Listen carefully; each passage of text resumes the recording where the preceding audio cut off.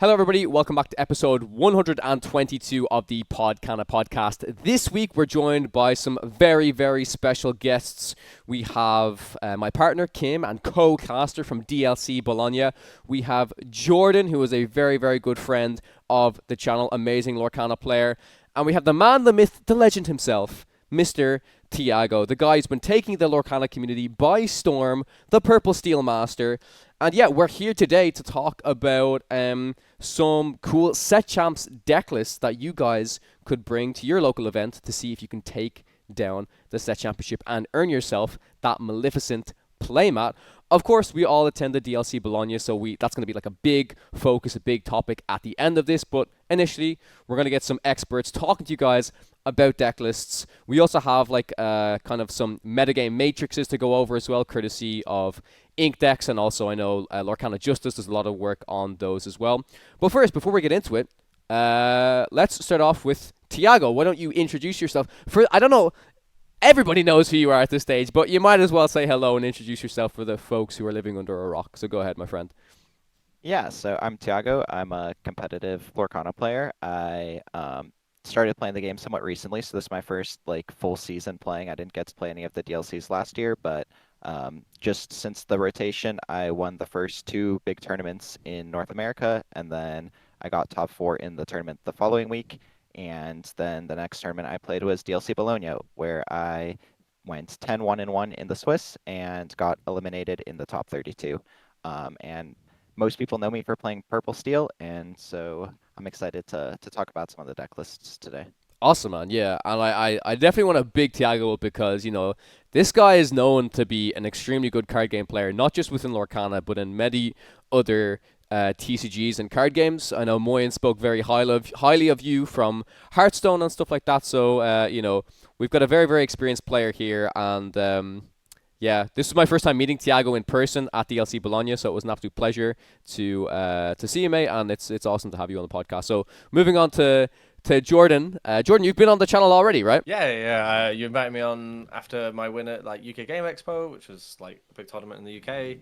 I got top 16 at Malmo more recently, which was okay, I guess. I tend to do well apparently at the very end of every set, which is the most boring time to play Lorcana. But then I went into played at Cardiff CCQ, did not do very well, and then played at Bologna and also didn't do too great after like a hell of a Friday of travels. But that's fine, we can get into that another time. Yeah, but I want to give Jordan a shout out as well because I've done a lot of testing with him. Shout out to Jordan and Ben on Green Blue before the influencer set champs. We tested the deck a lot, and there's some funny stuff, you know. Jordan, you know, I saw some people trying out Bell of the Ball at the moment, and I gotta give a shout out to Jordan because he's the first person who got me onto the card to play it in my deck. I know there's a couple of people that are pretty high in the card at the moment, so I give the credit to you, my friend Jordan. But yeah, and then of course. Hey. Kim, why don't you tell us a little bit about you? I think if people watch the stream this weekend, they know who you are, right? Yeah, hi, I'm Kim. Kawa invited me back, and so yeah, I think we had a great weekend. Bologna last week, getting to meet everyone. Obviously, it'd been like so long since the last time the Lorcana community got together was obviously like EU Continentals, which was like last year. So it felt good to be back and just getting to meet everyone and just. Because obviously we've interacted a lot online since the EU Continentals. It was nice to like put faces to names and everyone that you've like interacted with online, and it was just nice to get together again. For sure, yeah. So that's the crew. Without further ado, let's jump straight into the deck lists. So kicking things off, we actually have a metagame breakdown or metagame matrix as they're usually called. So these are basically the top 5 decks within the meta at the moment. You've got Blurple, Amber Steel, Purple Steel, Green Blue, and Lemon Lime Aggro. And if you guys are wondering, this is the most updated data that we have for kind of your overall matchups. There's an interesting chart we're going to be taking a look at after this slide as well, which refers to deck list conversion rates within DLC Bologna, which I think is particularly interesting. But I'd like to first ask yourself a question, Thiago. Curious how much you look into data as a pro player and as someone who takes this game extremely seriously. Would stuff like this be valuable to you, or would you suggest data like this to maybe some newer players, aspiring competitive players? Is this kind of a good place to start when really digging deep into a metagame and figuring out what deck lists you might want to play? Yeah, I think there's definitely a lot of value to it. It's something that I used to look at all the time in Mm-hmm. Hearthstone, but Mm. it's something that I don't really look at that much in this game. I think it's just because there's not so much access to it. So I mostly just try to like play all of these matchups a bunch and come up with my own conclusions. But I think there's definitely value to it. But I think if you end up playing the matchups out a lot, you find different like little creative ways to shift the matchup, and then the like overall data um, is not completely transferable, but I think it definitely gives you like a good idea of where your deck's positioned and how, you know, the quantity of decks of each archetype you're playing against should influence what you're bringing. Yeah, I think that makes sense. I think this is like a good overview to kind of understand. Okay, this is kind of the expected matchup. This is what I kind of should be playing, and also a lot of this data, as you said, it's hard to gather this type of data within Lorcana because this is a physical game rather than a digital game.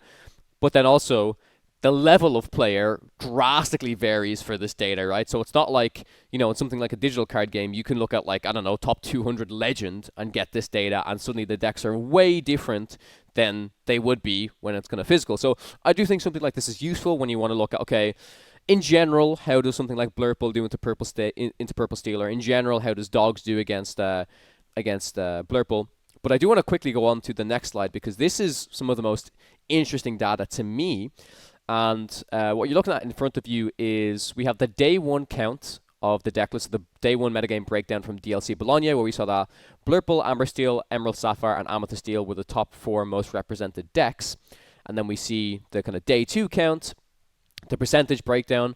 But I want to point people's attention over to this day 2 conversion ratio.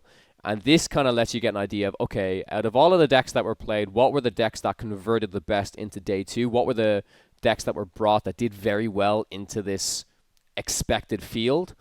And the one that people would be immediately drawn to here is Amber Emerald. And this is a deck that I saw a lot of people talking about before Bologna, where, I think a lot of people expected it would do quite well, but maybe so many people wouldn't bring it because across all of these other tournaments it hasn't performed as consistently. But I think looking at the likes of even Amethyst Steel, I would include here. So Amethyst Steel, Amber Emerald, Ember Steel, these are the decks, in my opinion, that have the most potential to crack the metagame or break the metagame because they are a little bit more unexplored than the top 4 decks, if that makes sense, top 3 decks. So people have a lot of different things that they can do to include within these decks to try and help out against specific matchups. So very obvious ones, we see Amber Emerald, we see Emerald Steel have inclusions of cards like the Emerald Chromicon to potentially help out a lot against the Blurple matchup. And I think seeing this conversion for Amber Emerald makes a lot of sense in my opinion. I think it's still a deck that can go extremely fast, is extremely versatile, has a pretty decent matchup against a lot of things. So I do want to ask yourself, Jordan, about this deck quickly, and then we'll obviously move on to the other one that a lot of people are probably looking at on this graph, which is Emerald Amethyst, which was a very spicy bring. But how did you feel going into Bologna in regards to Dogs or Amber Emerald?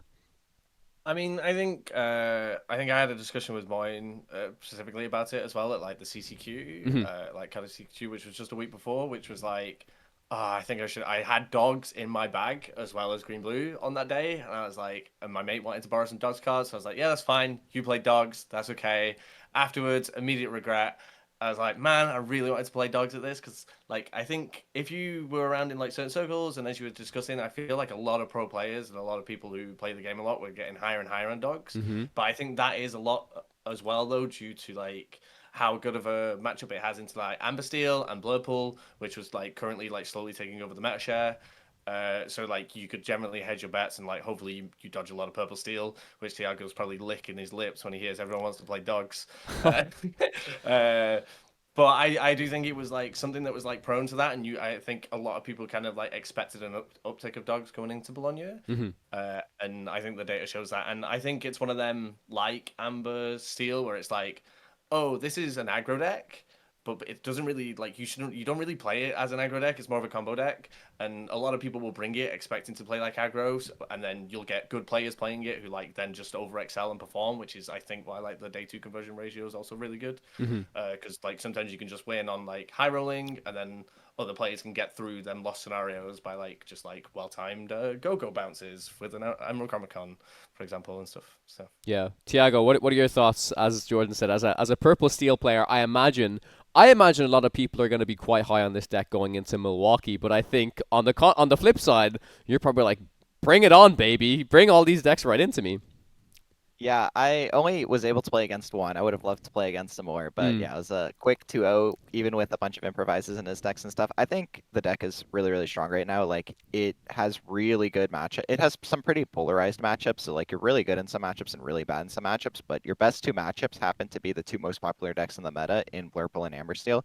So I think that's why we saw so many of the top players bringing it. We saw Zach Bivens bring it, and Sailor, and Zansayed, and Frank Karsten, and all of them came to the same conclusion, and it was shown in the conversion rate. All of the decks are pretty much within 1% of their day 1 share and their day 2 share, except for dogs.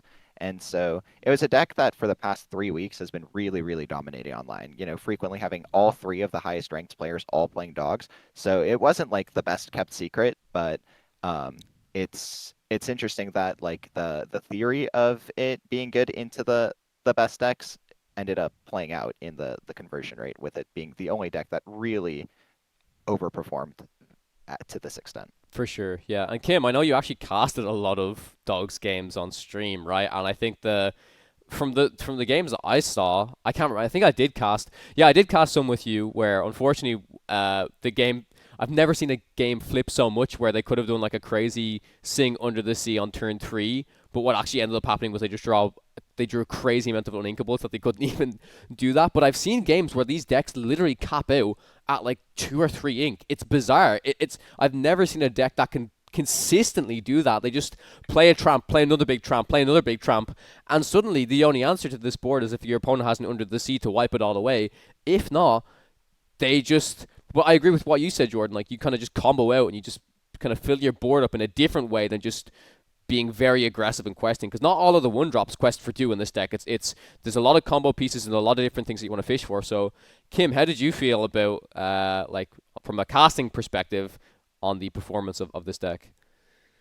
I think I really enjoyed casting it purely because going into last weekend, I expected to see a lot of Blurple, a lot of Amethyst Steel. But surprisingly, I think one of the decks that we I think one of the decks that I specifically casted a lot was the Amber Emeralds deck. And I know I said it all weekend, but I was it's definitely the underdog deck, pun intended, because it's full of dogs. But the amount of times that these decks only like you said, capped out at 3 ink, because they're playing so many low cost characters, and if they can fill up so many low cost characters, I've seen one guy play a tramp for 2 and then drew into another tramp and played that for 1 because he had so many characters on the board. And then if they're able to grab the Under the Sea, it's immense because they can sing it because they have so many characters on board. But then having so many uninkables in the deck, one poor guy had not enough characters on the board to sing Under the Sea, and 2 uninkable Under the Seas in his hand, that if he just drew into an inkable card, he would have been it would have been all Gucci, could have played the card and then sang next turn. But I really enjoyed casting Amber Emerald in general because I played a lot of it to test going into it, purely so I would remember the different names of all the tramps and the different names of all the ladies, because I knew myself I would forget them. But Miss Park Avenue, my gosh, is she juicy when you're able to play her and bring back 2 characters from the discard. That itself, because you can shift to it 3, you don't even need to go above 3 ink, which was bonkers. But I really enjoyed it. I think one of the things I really enjoyed about the deck as well is just seeing how players play around it and play against it, because card that's included in not all of these builds is the Emerald Chronicon. And I've heard a lot of people say oh yeah, the better the player against, they'll just play around the Emerald Chronicon. And I initially agreed, but then I kind of disagreed, because it's at some stage, this card can just freeze your opponent's board depending on what type of deck that they're playing. So they still really have to respect it, and there's a lot of skill that then the Amber Emerald player can utilize with that card is, okay, I'll keep like bouncing. If I'm against Blurple, I'll keep bouncing your Elsa, I'll keep bouncing your cards that you're rushing in and challenging my characters and banishing them. But on the other side, if you're in a certain situation, you can bounce your Lady Miss Park Avenue, you can bounce your Go-Go, and then you have the ability to try and get cards back yourself via that. So I like how flexible that card is in general. I know it's not in every single build. Thiago, I'd love to get your thoughts on the Emerald Chromicon specifically within the Lemon Lime deck, because from what I saw, the top 8 decks from Bologna, I don't think they were playing it. I didn't see a single copy in the deck. No, neither of the two copies that made top 8 were playing it. They were both opting to play Tiana instead. It was a card that I was testing with my teammate Zach Bivens for the event, and he played Green Yellow Dogs, and until 2 days before, he was not playing the Chromicon. But it's just one of those things where your deck can very frequently lose games to Blurple when Blurple goes first. That's one of what makes Blurple so dominant is it's so hard to build a deck in this meta that can consistently beat Blurple when they are going second. And so what the Chromicon does is it can completely ice them out of the game. And so your deck has so many filtering effects through Bobby Zamaruski or the 7-cost Tramp that the opportunity cost to playing something like Emerald Chromicon in your deck is much less than it would be in a different style of deck. So for specifically the Blurple matchup when you're going second, the Chromicon completely changes your win rate from somewhat unfavored to extremely, extremely favored. So I think that's why we saw a lot of the players opting to play it. I think we're going to end up seeing more of these Tiana lists that we ended up seeing in the top 8. I think that Tiana is really well positioned in the deck because it kind of fits the same theme where these decks are not really trying to ever turn sideways until turn 4 when they can first play their Tramp 7. And so you're kind of just wanting to sit there and do nothing until you get to that point. And these decks are really, really poor when they don't find the Tramp 7. And so the Tiana kind of fits in the same game plan where you don't quest with Tiana until turn 4, right? And so it kind of plays in the same way where you stall your board, develop your big threat, and then you start playing the game after that. And so it helps eliminate these kind of draws where you don't draw the Tramp 7 and then your deck kind of fizzles out, and it gives you another way to punch in. And it's not quite as good into specifically Blurple, but it just being more powerful overall and really giving you the opportunity to take over games by using Pluto or Aurora to play her out on turn 2 is, I think, probably overall something that the deck is more interested in than the Chromicon. For sure, yeah. Pluto as well, great card to mention there. Has seen a lot more uptick, being able to kind of cheat out that Tramp one turn earlier than you kind of usually would. It kind of counts as 2 characters in a sense, which is super, super interesting. So love to see that card included in these builds. But I do want to briefly talk about Emerald Amethyst, which again, we will get to the actual specific deck lists. We'll talk through them. But Jordan, give me a quick overview about where this deck came from. People brought it, I believe, as the Blurple killer. But I'm very curious to see how it does into the rest of the field as well.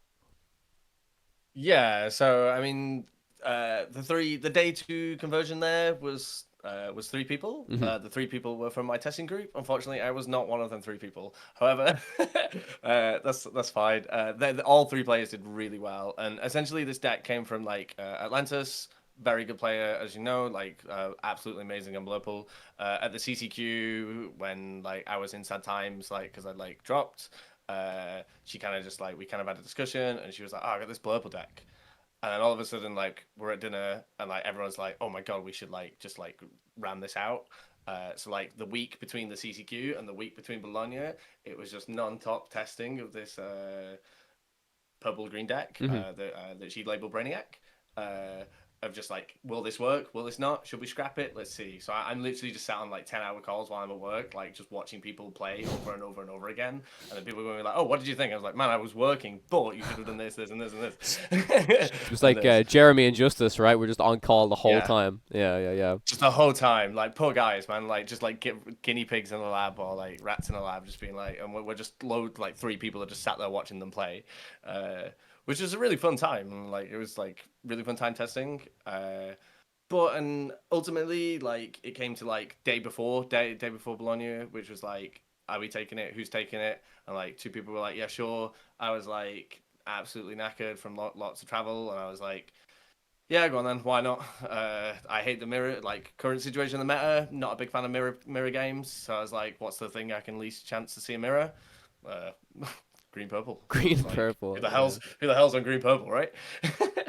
Yeah. So, yeah. I'm just glad we got to see it showcased so well during the very last game of day one, where Justice's game went to time, but I've never seen somebody play as fast as he did. I'd highly recommend to the viewers, if you guys didn't catch it and you want to see that deck in action, check out the very last match of day one of DLC Bologna, because it was absolutely crazy. But yeah, Thiago, had you heard whispers of this before? Had you seen anybody testing this, or was this as much of a surprise for you as it was to many of the other players? I hadn't seen like versions like that, the one that they brought where they're playing all of these shift lines with all of these beaking on effects, like the Mother Gothel shift line and the Cusco shift line. But before round one, I already had, from chatting to people, I already had a very good idea of what the deck list looked like. So I was like, if I play against one of these, I know like I was ready to play Strength of a Raging Fire on a Cusco and let them draw a card so they don't shift on it. Yeah. Like before round one, I probably knew like 54 of the 60 cards. So I was confident if I played against it, but yeah, I think they were doing some pretty unique stuff, and I think it was like a very interesting way to attack the meta. I would just like be curious to like what is like the threshold of like a completely new deck that like entices you to play it, because if somebody came up to me like on Friday night, they're like, I have this broken deck, you've never seen anything like it, you're 100% win rate against Blurple, like it would take a lot for me to like not play the deck I had been preparing. So I mean, I'd be curious to know, how that kind of thought process went in your head. Yeah. Yeah, I mean, that's kind of what it was, right? It's just like someone approached us like the week before, being like, "Oh, it's 100% into Blurple, like doesn't lose," and we were looking at like the kind of CCQ meta. We're like, we at least gotta test it, right? And like see how it does. And lo and behold, it was pretty much 100% into Blurple, apart from like one game on turn draw in testing. So it was like, the only thing that we were kind of worried about was the blue-green matchup, which wasn't great, even though Justice managed to absolutely stomp it on stream. And to be honest, like looking back at it, should I have taken it? Should I have not? Do I think it could have won the DLC? Probably not. Like, because I think as soon as you play against like some more experienced players, they quickly like clip on to like what your kind of game plan is, and they know how to punish. I think I did some testing into Alphos, and he was like, "Oh, Amethyst Croco on, yeah, hell no, you're welcome, get rid of it. Like, see you later." Like, then he was like, "Bend." It's like, well, great, I lose. But like, I think it was a fun day, and I think it was definitely a fun week at the very least. And I'm the kind of player who will switch on the Thursday night. You'll try something though. Yeah, you'll try something crazy, right? So. Yeah. Yeah. Cool. Well, we've talked about kind of the spicier lists. We will get into them, but let's start off with the big bad Blurple. This is the first place list from Bologna by Lucas. Yeah, I mean, I've talked to so many different Blurple decks over the past few weeks on the podcast and stuff. This guy took down the DLC. I think there are definitely some interesting inclusions in here. We can talk about like the magical maneuvers as a way to kind of replay some of your powerful on-play effects, but then also exert chosen opposing character also works well against illusions, stuff like that. So like a lot of very, very interesting one or two ofs within this deck. The Ursula as well, pretty interesting card. But overall, the deck performed very, very well throughout the day. I will say, if you look back on Lucas's record, yes, he was first in Swiss for top 32, and being on the play was a great help. Some people were like, yes, he was on the draw a lot against during his Swiss rounds, but from what I saw, and this is, no fantastic player by Lucas, but there was a lot of matchups that I saw. It was purple steel, So I'm curious to how you felt about that, Thiago, when I'm sure you probably saw his previous matchups as well. Because I know this is a matchup that you've prepared for a lot. You've put a lot of time, a lot of testing into, and you probably feel, as comfortable as you could going into the event against Blurple. You knew what you had to do against it. You knew the specific things that they could do against you. Do you feel he also had like a pretty good run to still face a lot of Amethyst Steel? Because I feel like talking to you, I'm very curious. Basically, do you share the community sentiment that Blurple is still quite good against Amethyst Steel? Because I don't know if I asked you this question at Bologna, but as somebody who's very high on Purple Steel, I still don't know if that means that you're like, oh yeah, no, I feel fine against it. Like, you've practiced a lot, that the outs, but in general, this deck, the later the game goes, should still perform extremely well versus Purple Steel. Would you agree? Yeah, absolutely. I think there's like no doubt that Blurple is favored against Amethyst Steel. I think the reason why Amethyst Steel hasn't completely taken over the meta is because Blurple's the most popular deck. I think Amethyst Steel can win very frequently going first. I think you can win sometimes going second, but I think Blurple has an easier time winning second than you'd have winning second. Your hand has to come together in a pretty specific way, or they have to break. I think that this first place list has a lot of really good options into Purple Steel that a lot of the other Blurple decks don't, like the 5-cost Ursula and the magic maneuvers are all very, very strong. I think not wasting time with like develop your brains or visions of the future also helps this version. So I think the play draw on those matchups is super, super important. And if your bracket is a ton of Purple Steels in a row where you're the higher seed, so you get to go first, that is a pretty comfortable place for the Blurple deck to be.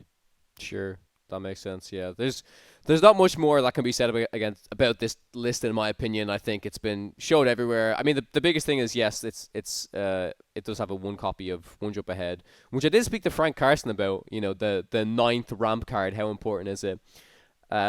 Frank started talking to me about math and all this stuff that maybe a lot of it went over my head, but the conclusion was it's better than people think having this 9th ramp card. Which was quite interesting to me because I thought I kind of heard the previous that the only increase it's like so minimal, but across however many games, and to be fair, in the finals we did see One Jump Ahead come out I think twice, where if that card wasn't there, then suddenly there's no ramp. So it did seem pretty effective. Go ahead, Jordan. I think it also matters as well, like Thiago said, because they're not on visions and they're not on develop as well, right? Like they need to see that ramp and they have no way of digging for that ramp early if they miss it. So there's no way to save the game if they if they don't see that 2-drop ramp. If they miss it, yeah. Also, like something that's just super, I think high level in my opinion is like Blurple players realizing that even if they miss the ramp, I saw so many like really strong Blurple players saying, yeah, I've missed it, but like I recognize I need to do like the Into the Unknown on my own character to ramp back up to still kind of give myself the chance in that game, that I feel like a lot of other players who just play Blurple wouldn't realize. They say, oh, they should just accept, oh, I've lost the ramp. But okay, you've 3 ink.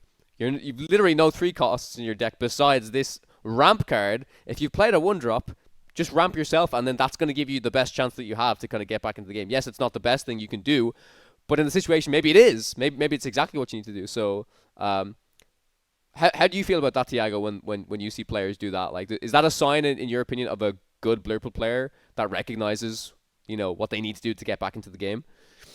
It for sure can be. A lot of their lines when they ramp on turn 3, they're like still usually fine because they get to move into their power turns like Elsa and Tabel and stuff like that, and usually they're in an okay spot. But I would say it's like extremely uncommon to see, and yeah, I mean, the 1 or 2 times I have seen it, the player has also been good. So sure, yeah, I guess so. Yeah. Sure. Makes sense. Okay, yeah, let's move on to Amber Steel, because I was doing this in order of the most played decks from DLC Bologna. This deck is by Marco, and they finished in the top 16. The biggest difference about this deck list compared to most other Amber Steels is it's running a couple of copies of these 0/4 bodyguards. I did find this particularly funny that this guy chose to play 1 Sleepy and 3 Jim Deere, because there's no advantage. I mean, the advantage would be you should just run 4 copies of 1 card, because if people saw you ink a different one, it's like such a minor thing. But I also like the self-expression that, yeah, why not? Let's play Sleepy, because I won't lie, when I saw this card hit the board, I had to put my binoculars on and say, my God, what is this card? I've never seen this in a deck before. But yeah, as I said, there's not much else to say. It's a little lower on Pluto's. Jordan, thoughts on these like 0/4 bodyguards in general? Where do you feel like they fit in this meta? Like where they help out the most potentially? I mean, one thing I will say is like maybe he just didn't own 4 Gym Deers, and he was like, what's Maybe. the other card I could do? And he just managed to pull a Sleepy from the vendor and was like, this'll do. This is all I've Maybe. got." Maybe. But then I'm quite a big fan of the 0-4 bodyguards, especially when it's like compared with like Tiana at the very least. Like I know that there was it the Inking tournament that like they were on like the 4 Princes and the four Gym Deers and that then you saw that come into fruition. I mean, even more so when he was running Rapunzel's Tower, but like I think you just saw the power of that versus like Blurple especially, or like Purple Steel, like when Tiana's exerted and then Gym Deers exerted as well, and they can't just like get that free, I'll pay some ink anyway to kill Tiana. Like they have to like work around that bodyguard. And even if they do work around the Tiana, then your Nala is still protected because you've got a bodyguard there as well or something like that. So like it definitely makes for some like interesting decisions on your opponent's side, which can kind of like sometimes trip people up as well. Thiago, any thoughts on the bodyguards? Yeah, I mean, I think we're seeing people gravitate towards them a bit more than like the 4 of Plutos that they used to play, just because people are realizing that the 5th health doesn't matter that much. Like the idea was kind of that like you would play Tiana and they would play a 4 attack character ready to pay the tax. And so if you have a 5 health bodyguard, then they're completely locked out of the game as opposed to a 4 health bodyguard. But people are valuing more like being able to play it with the 3 cost lady or not having to ink to 4, because like this deck really doesn't want to always have to ink to 4, and so we're seeing the numbers kind of flip a little bit and giving some more value to the cheaper bodyguards. For sure, makes sense. Yeah, that's pretty much it. Again, like a lot of these decks, they're just like super standard. Like you guys can check some of these decks out from previous weeks, even before DLC Bologna. And take Sky's CCQ winning deck list. You'll probably crush it at Set Champs if you take the time to learn the deck. So let's move on to Emerald Sapphire, a deck that myself and Jordan really like, and I was happy to see this particular deck list because this is playing a little bit of spice in the form of 4 copies of Stopped Chaos in its tracks. Now, this is a card that myself and Jordan tested a little bit. Shout out to Moyen. He kind of got me onto this personally at the start. I played 1 or 2 copies. It felt pretty good in the deck. Synergizes very well with the likes of Clarabelle. Also, the difference in breakpoint between 2 and 3 can let you interact with some cards that aren't just under the seeable normally. And if you keep kind of playing a couple of these, you're just going to be delaying your opponent, establishing your board. But seeing 4 copies was quite a surprise. But I can also see it working. It's inkable. Going down 1 copy of Heads Held High and I guess a copy of Under the Sea. Not all green-blue decks play 4 copies of Under the Sea, but a lot of them do play 3 Heads Held High. So that's like the biggest thing in this deck. It's also a little bit lower on John Silver's rather than being at the max. But I can kind of understand that maybe if you expect... I think the John Silvers are so good against a lot of these aggro decks that maybe if you're expecting more Blurples and stuff, you can go a little bit lower on that and go a little bit higher on something like Hades. But yeah, I'll pass it over to you first, Jordan, since we've played this deck so much, right? So I was happy to see Stop Chaos in his tracks come back into this.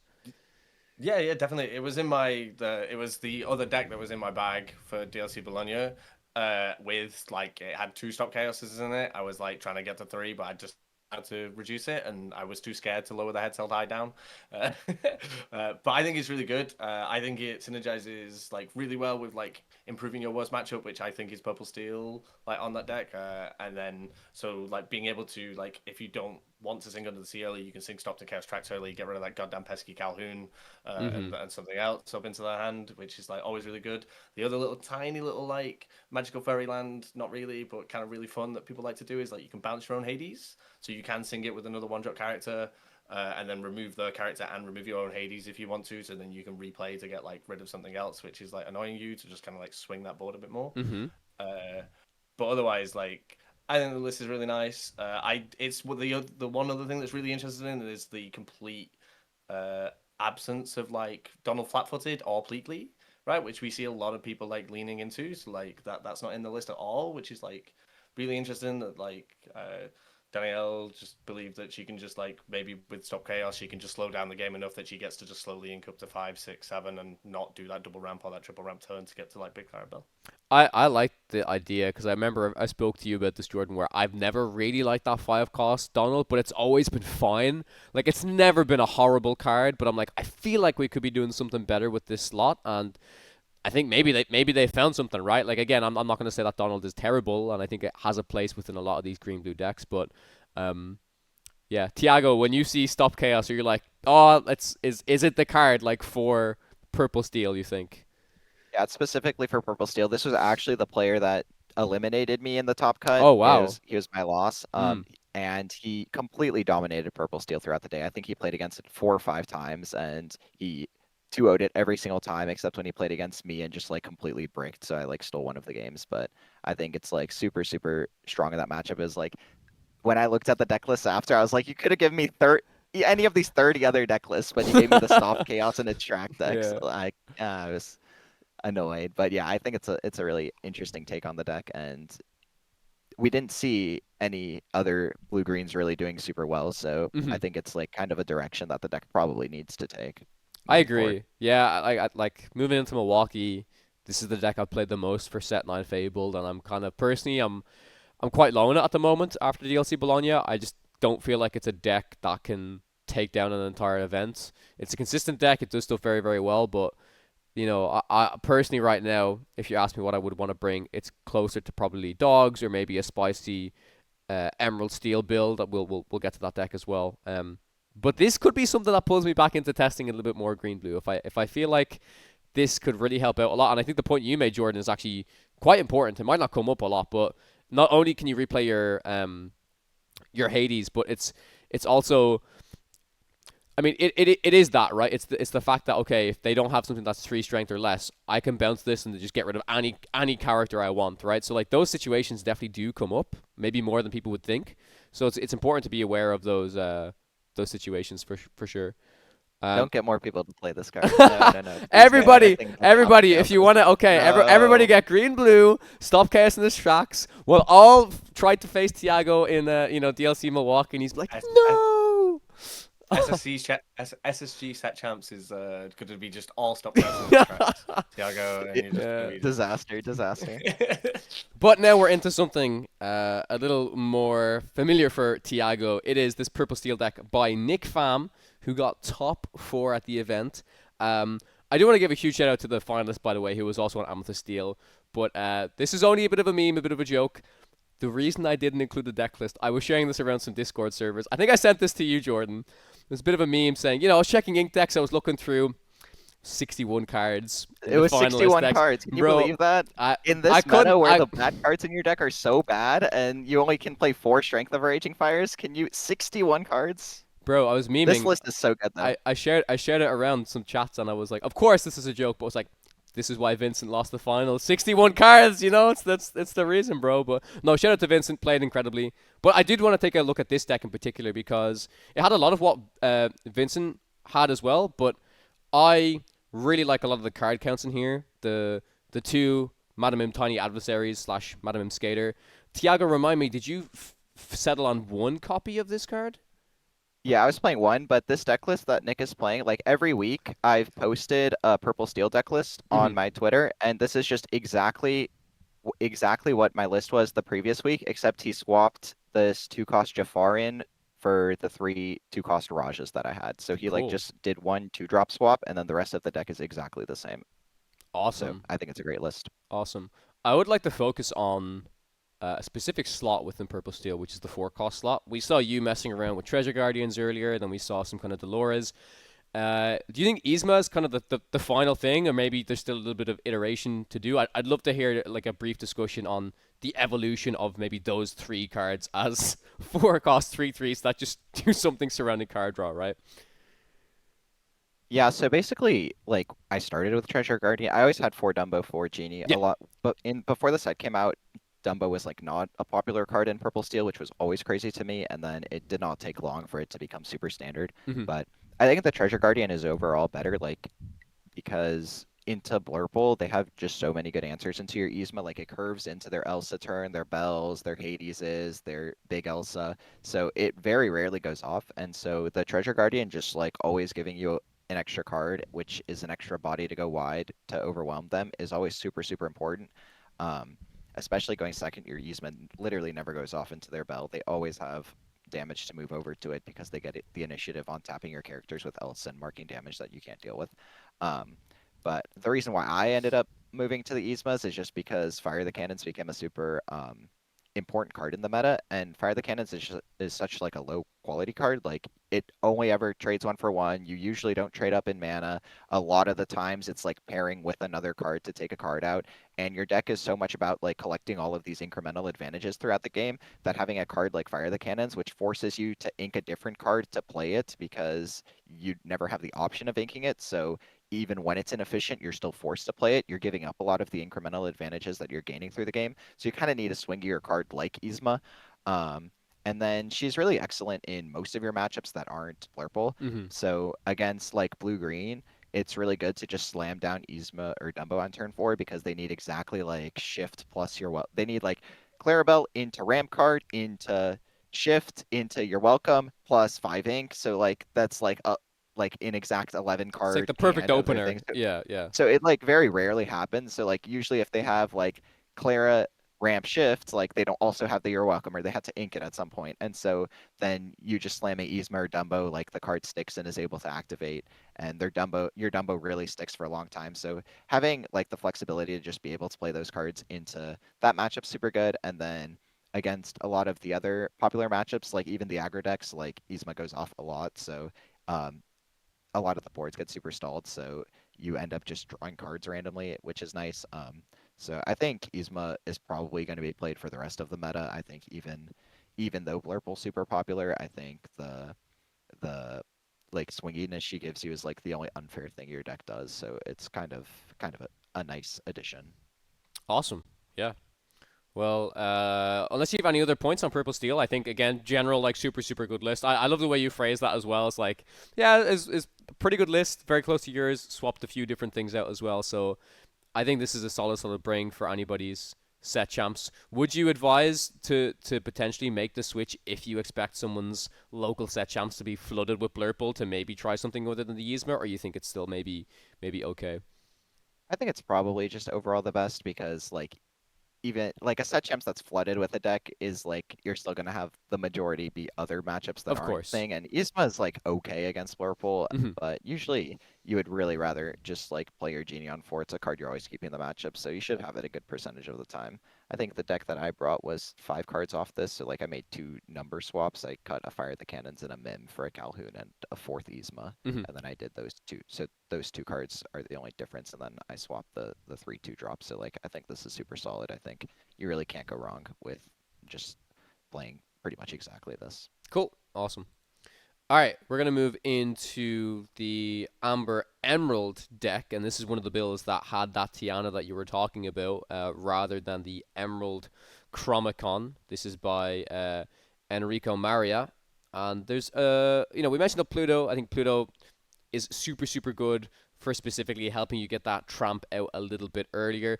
Usually Pluto previously has kind of been described as one of these cards that like it's so good in the early game and completely garbage in the late game. It's like such a dead draw.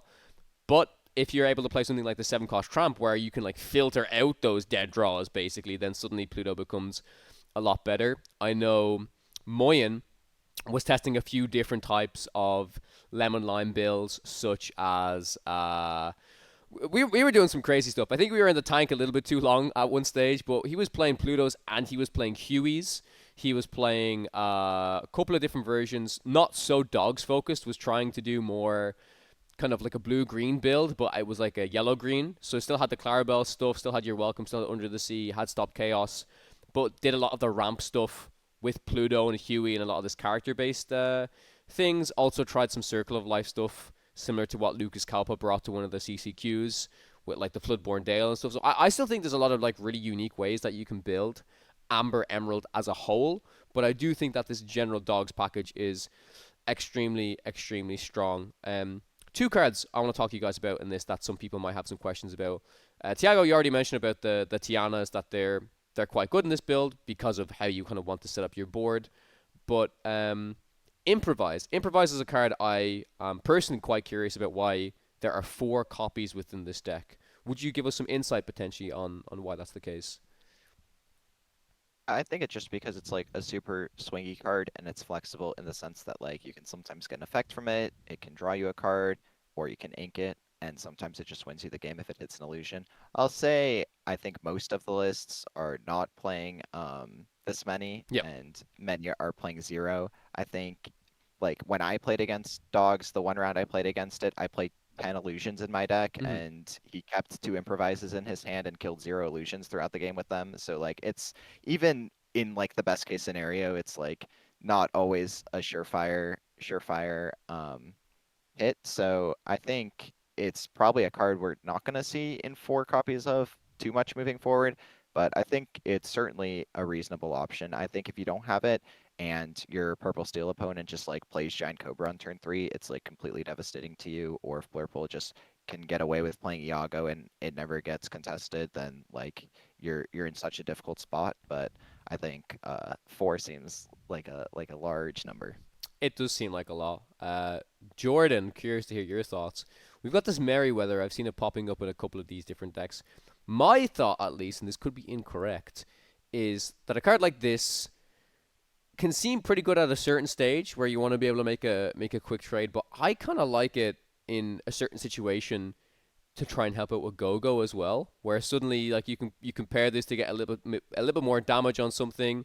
What I like about a lot of these Dogs decks, by the way, with the Go-Go's is a lot of them, it's a bit of a weird synergy, right? So a lot of these characters have quite low strength. So it means that when the characters challenge into them, they're not getting a lot of damage on them. But that can also be a good thing, because usually what happens is what players try to do as an out to the Go-Go to prevent your opponent from playing Go-Go is they want to be able to basically remove their own character. They want to make a trade so their character gets banished, so there's not any of their characters with damage left on them.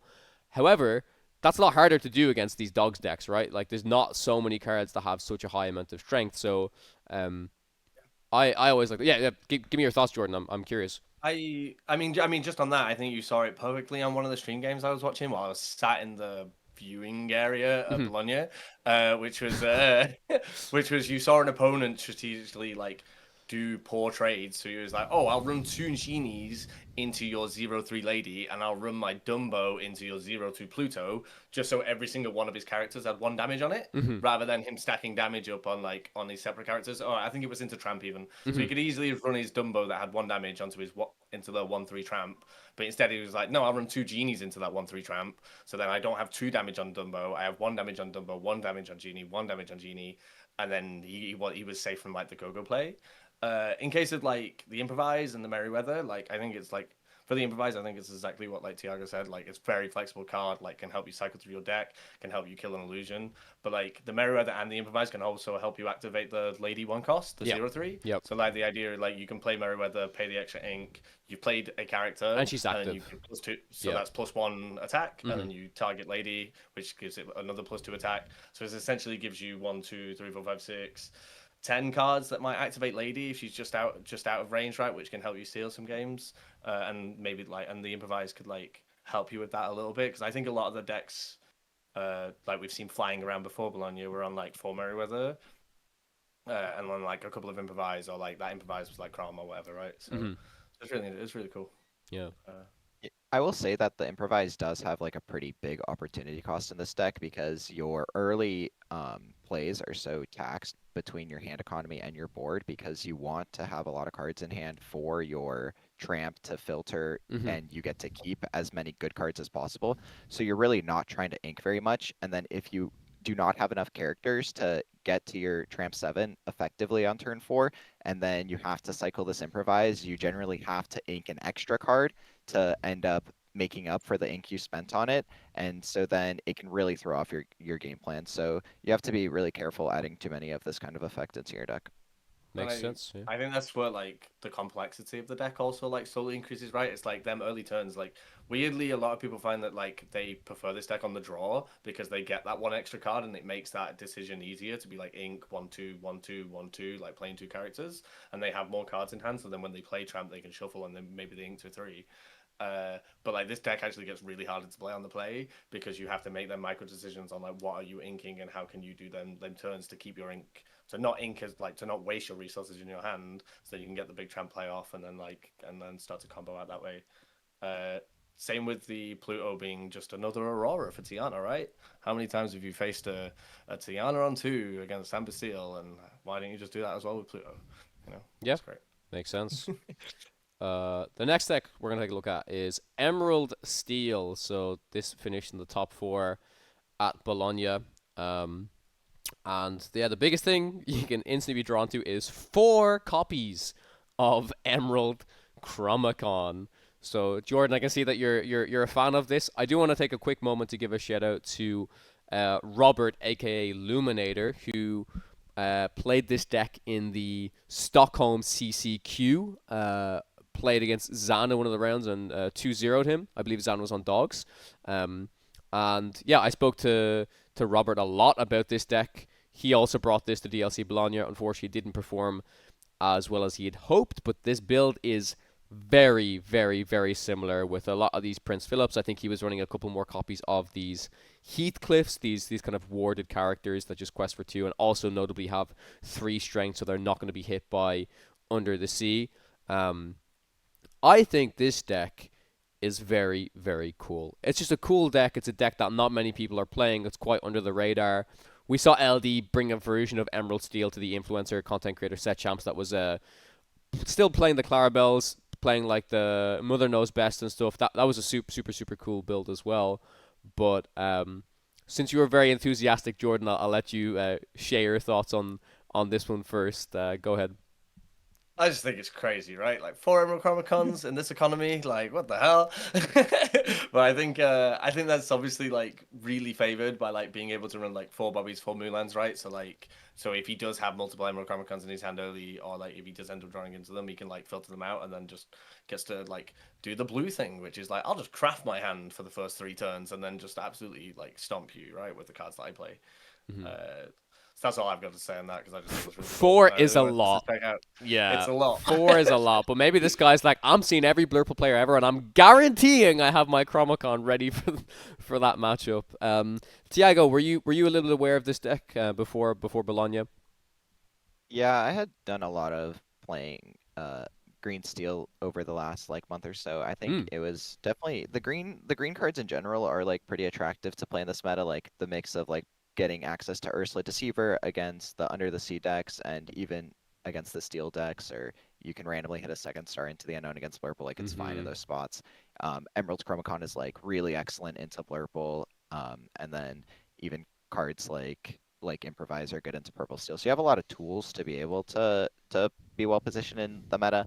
I think this deck is like way too crazy for me. I think you are somewhat reliant on the matchups you get. I would say I think a deck like LD's deck from the Content Creator Set Championship, I think it's like actually extremely different from this because like their matchup spreads are almost like polar opposites. Like this one is like really good into Blurple, and then almost LD's every one other is matchup, not like, good a into little Blurple. bit shaky, and LD's deck's like really good into most of the other decks and like kind of shaky into Blurple.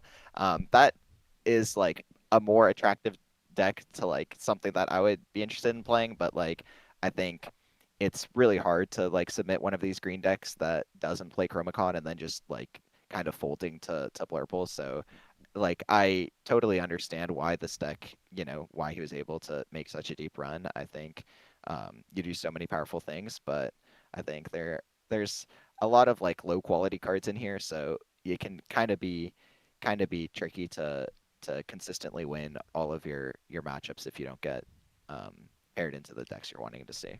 I feel like as Purple Steel, you're probably pretty happy playing against this deck too in general, right? It's like they've got a Louis and you should have a Calhoun. You're like, yeah, okay. It's like, or you've got a Hooker or something, or you're kind of chilling a lot of the time. And that's the deck that this deck ultimately lost to, right? In the semis was the Amethyst Steel.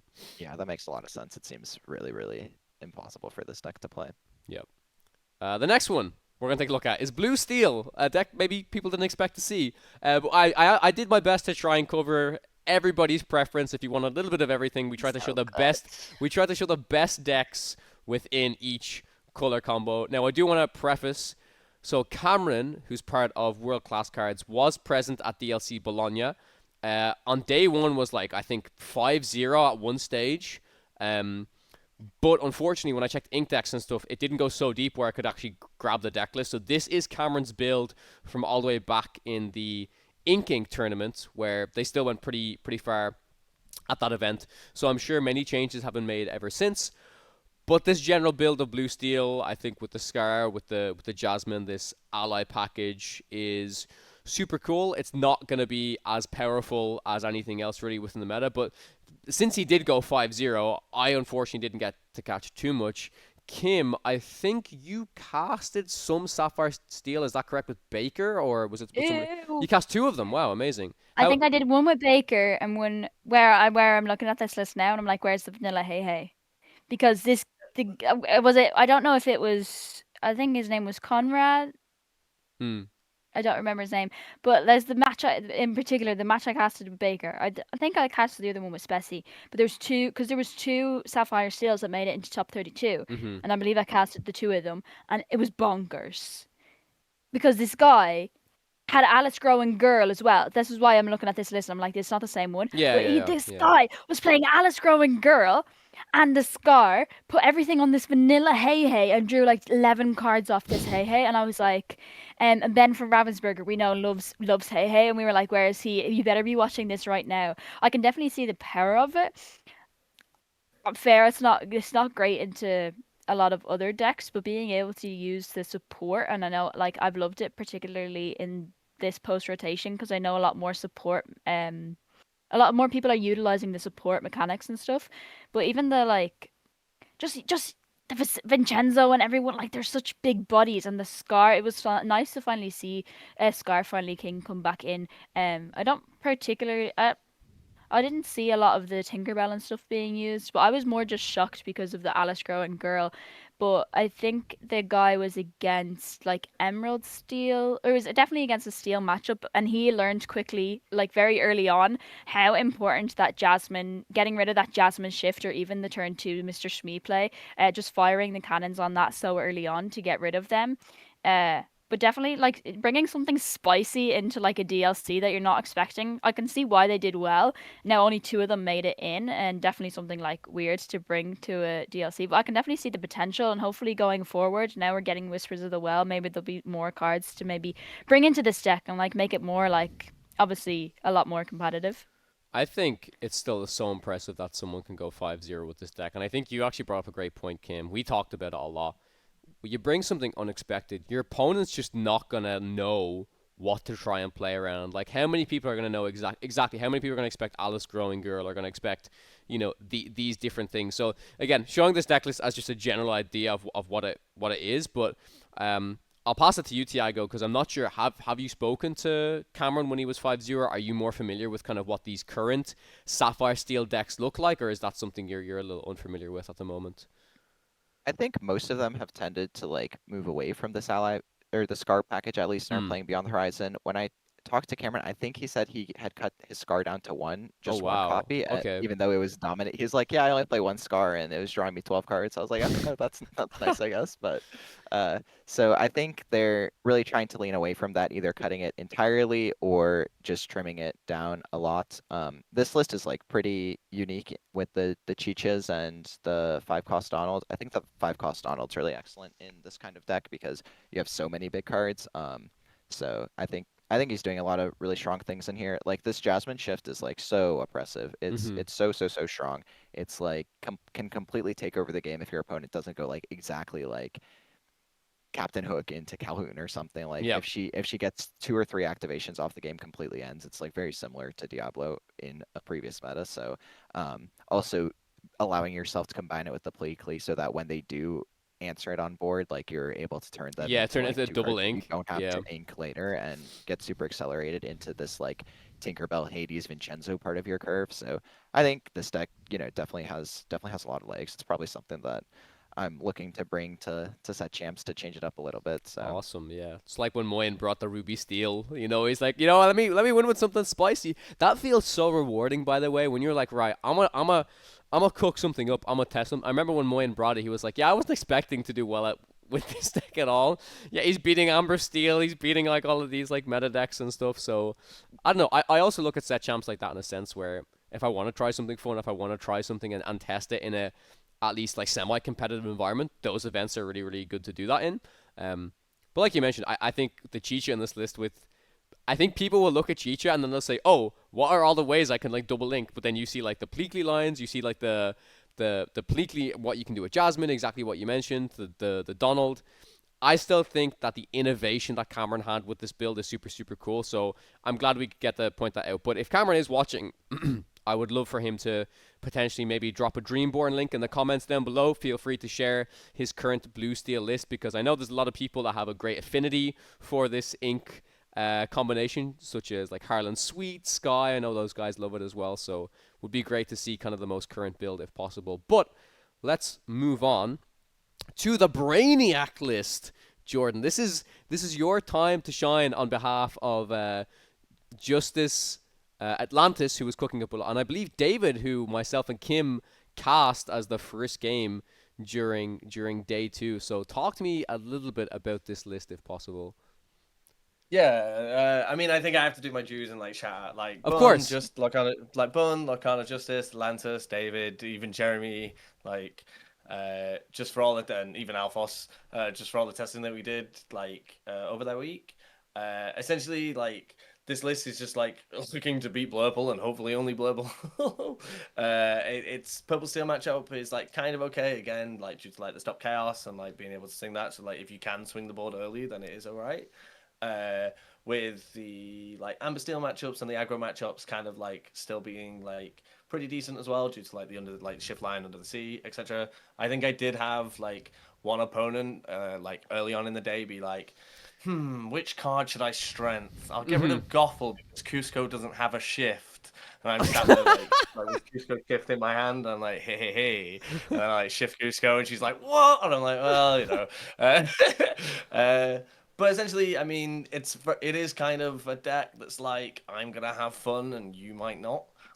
Which is obviously like looking to like kind of like abuse like the Amethyst Chronicon to like, I mean, both players have 1,000 cards, so like that's great. But then essentially like game plan is like banish your bonus cards back to hand, bend, right? Like I think 3 bends was the decision on the day to go to, which I think it like ended up working out a little bit. But like I do think it's quite high. I think one thing, I think it's totally like such a fun deck to play at Set Champs. I have an absolute blast playing it. Like it's just really fun. Thiago's shaking his head, but I'm just an evil person who likes discard Thiago. What can I do? I do not want to see these on my Set Champs. Please, no. Just ruin it for everybody. But then I think it's a really fun deck to play. I think it can like be quite hard to pilot and like or like just being like what do I have to keep and like which like especially the mulligan like do I agree for one shift line, do I agree for the other, or do I just keep and like hopefully curve out.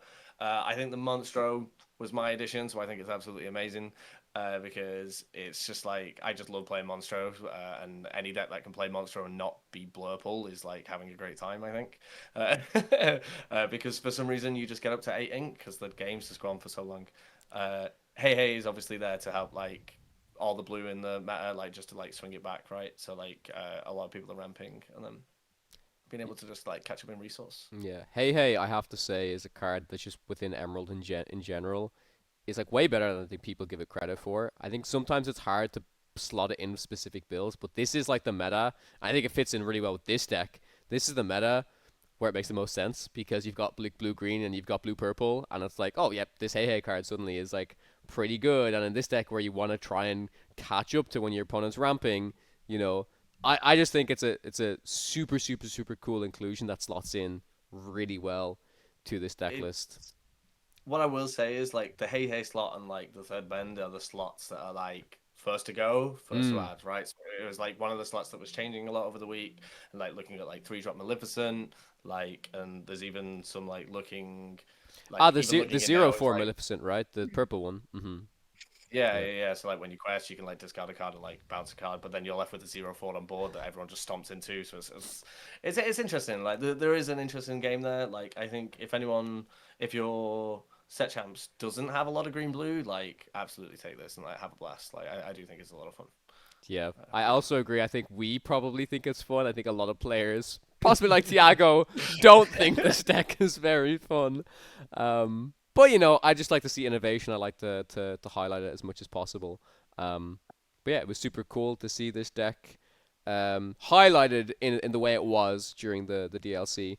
And the last deck we gotta cover is for our friend Baker, of course. Surprisingly, we did see one of these make it into, maybe it was actually two made it It was into the top two. 32. Yeah, two of them made it in, and the thing that Moyne pointed out way back when as well is like you do have this kind of crazy opener where sometimes you can go one drop into power line, into max scoop, into turn forcing, second start to the right. And when we did see that on stream, They did it. They did the it. player won. The player won the game, right? It's like, yeah, sure, if you could draw five cards on turn 4, seems pretty good.